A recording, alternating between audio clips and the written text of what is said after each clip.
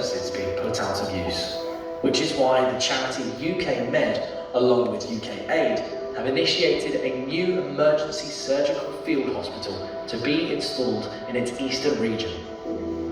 NHS medical staff Angus Watson and Tricia McCready are preparing to travel to Ukraine, among the first to volunteer at this innovative new hospital. It's wanting to help those people, and I kind of hope if it was the other way around, that somebody would want to come and help and support me if I was in that situation. Everyone's aware of the humanitarian crisis that's there. There's a kind of sense of humanity that I feel that there is a population in need. Getting on the train to Manchester Airport, starting my journey to Ukraine. I'm at Terminal 3. It's about just after 5 o'clock in the morning. The area in Ukraine they're both travelling to was briefly occupied by Russian forces, and there still remains an ever-present risk of attack. There's a siren going off, but I'll just close that down right now. Okay, see you later. When Angus arrives at the damaged hospital the pop-up one is replacing, he's shocked at what he sees. There's some tank shells that have gone through several areas of the top 2 or 3 floors. You can see the holes in the wall, an area where a shell from the tank went through a metal cabinet. The relentless shelling of the hospital meant that patients had to be quickly moved to a safer space. When the hospital was under attack, the staff brought patients down to this area.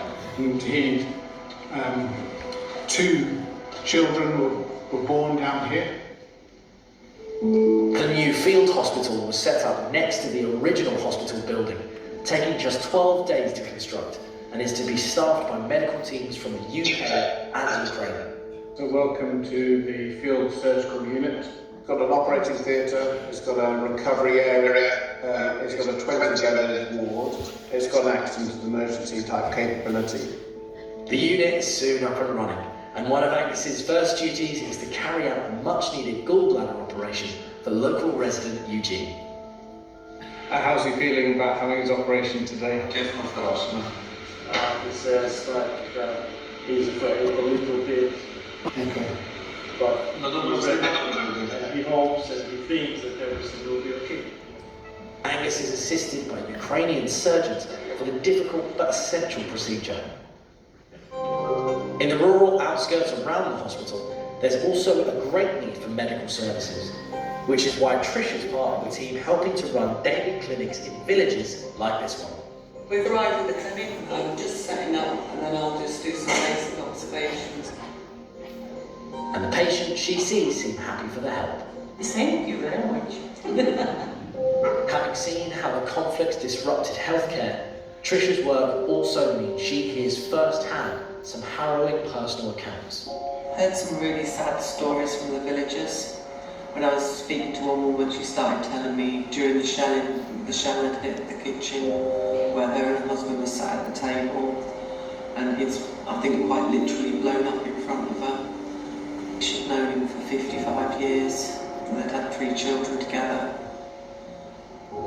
And I suppose that's part of the job that we do, is we offer psychological support, but it was still quite difficult. We've just finished operating on the soldier who sustained a bullet wound through his lower leg and really smashing the bone. I've arrived at the field hospital. This is very good news. How did it go? I'm delighted. Congratulations. After 4 weeks of hard work looking after patients, Trisha's time here has come to an end. It's been an amazing, interesting experience. It's also been sad in places, and it's a place I'd definitely come back to when the war is over and we're all at peace again. Consultant Angus is staying on at the field hospital for a while, where the plan is to keep this service running for as long as needed. It's been an enormous privilege to be working with UK Med in Ukraine, and I'm confident that we've made a long-lasting difference to the lives of the patients and the people.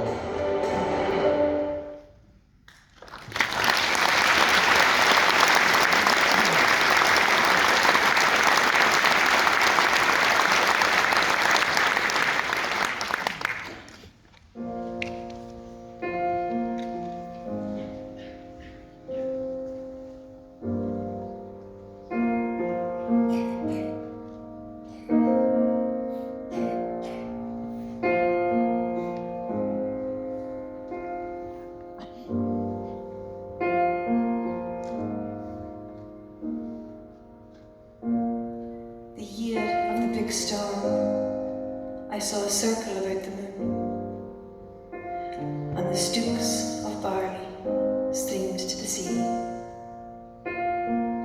My father, my sister and I stood, watching the work of our hands rush from sight.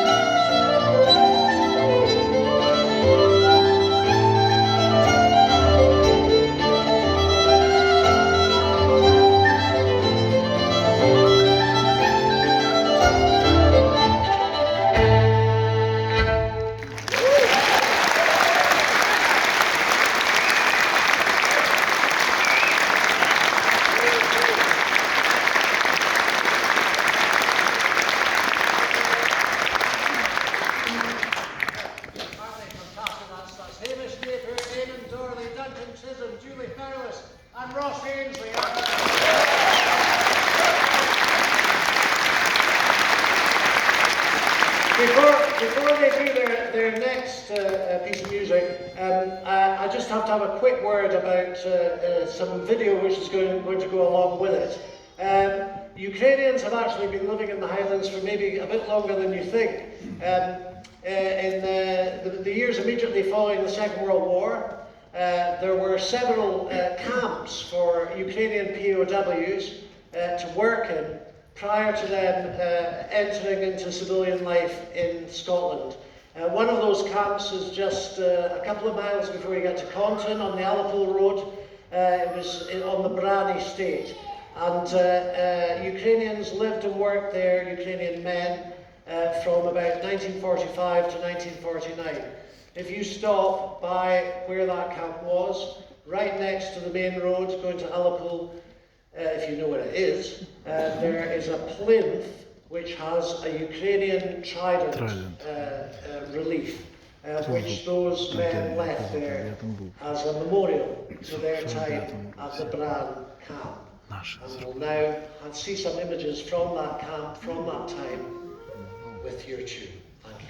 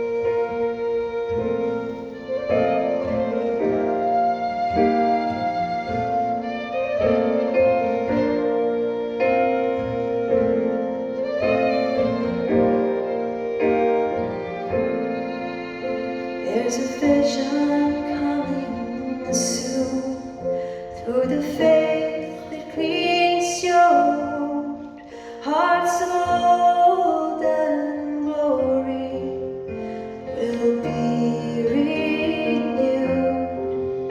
Down the lands where land stands, I feel a healing through this land. Across for the people, like the wind through your hands.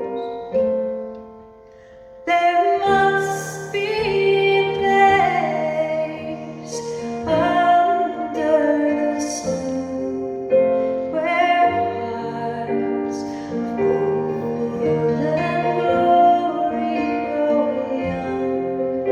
There must be a place under the sun where hearts of golden glory grow young.